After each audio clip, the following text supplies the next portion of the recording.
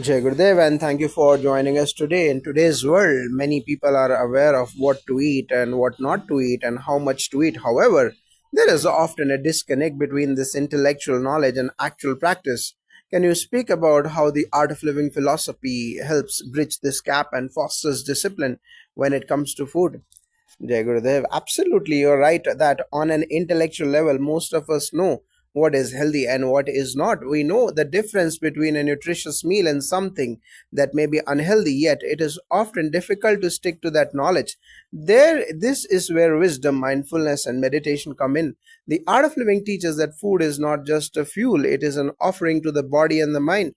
When we eat mindfully with awareness, we align ourselves with our deeper needs and intentions.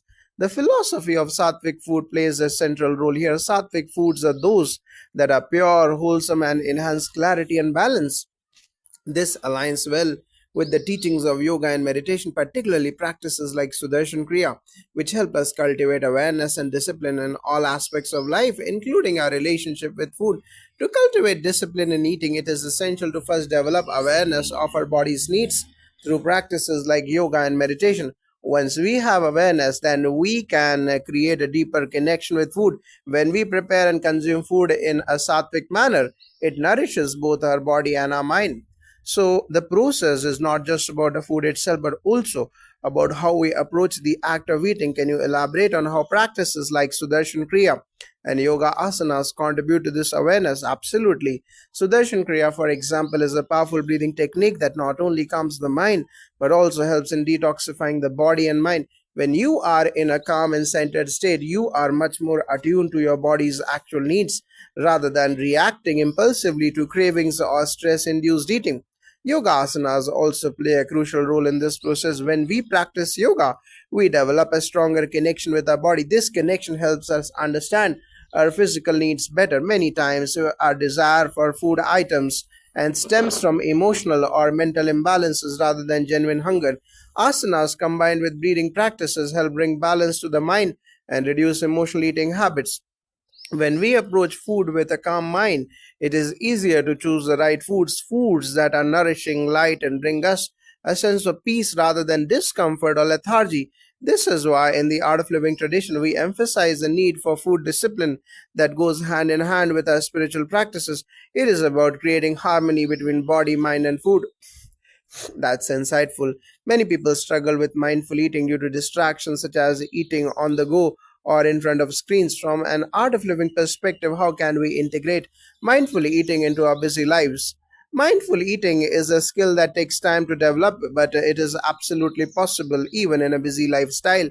One of the first steps is to eliminate distractions in the art of living community. We emphasize the importance of eating in a calm environment. This means setting aside time specifically for meals, and when you eat, make it a sacred act. Avoid eating in front of the TV or computer. When you sit down to eat, take a few moments to pause and express gratitude. You can even say a simple prayer or mantra before meals, acknowledging the food and the effort that went into preparing it.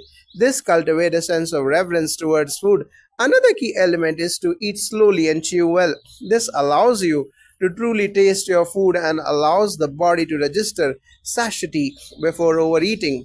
In the hustle and bustle of modern life, we often eat too quickly, which can lead to indigestion and overeating. When we take time to chew and savor our food, we begin to appreciate the nourishment it provides both to our body and our mind. In terms of creating food discipline, do you think there are specific rules or guidelines that one should follow? Yes, there are certain principles that can guide one's eating habits. These guidelines don't just come from intellectual knowledge, but are supported by both spiritual wisdom and scientific research.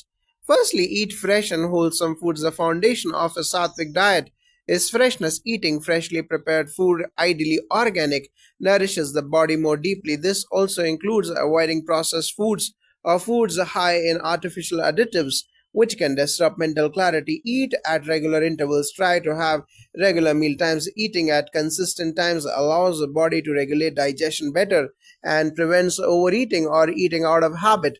Then avoid overeating. In the art of living tradition, we encourage eating only until you are about 80% full. The Harahachibu principle from Japan. This keeps your digestive system at ease and prevents the sluggishness that often accompanies overconsumption.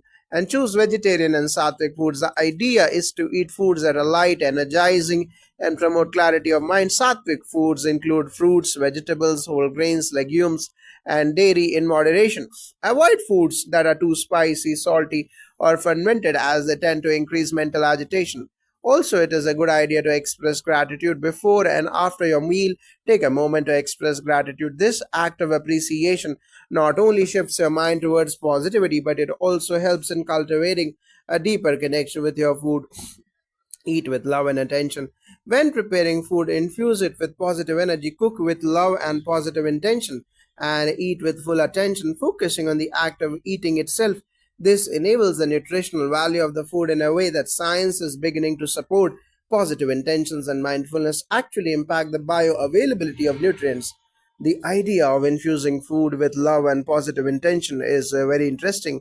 Can you explain how the mental and emotional state of the person preparing the food affects the nourishment it provides? This is one of the lesser known aspects of food and nourishment. There is a growing body of research that supports the idea that the energy with which food is prepared impacts its nutritional value.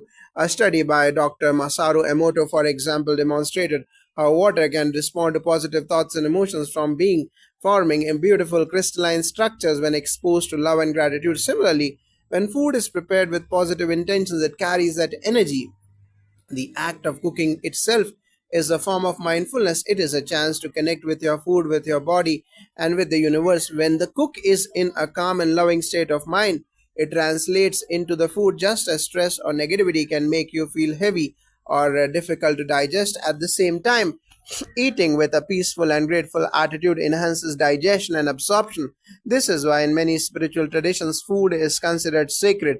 By approaching food in this holistic way, you not only nourish the body but also feed the soul. Thank you for these valuable insights. It is clear that creating discipline around food is not just about adhering to rules, it is about cultivating a mindful, intentional, and holistic approach to nourishment. To conclude, what would be your main piece of advice for someone looking to integrate the principles of a sattvic diet and food discipline into their life? My main advice would be to start small with awareness. Begin by being mindful of what you are eating and how it makes you feel physically and emotionally. Integrate gratitude and positive intention into every meal, and gradually bring your eating habits in alignment with your spiritual practice, whether it is yoga, meditation, or breath work. Remember, food is not just about what we eat, it is a reflection of how we relate to ourselves and to the world around us. By cultivating discipline in eating, we are cultivating disciplining life itself. Start with one small change, and you will see how it unfolds into larger transformation. Jai Gurudev.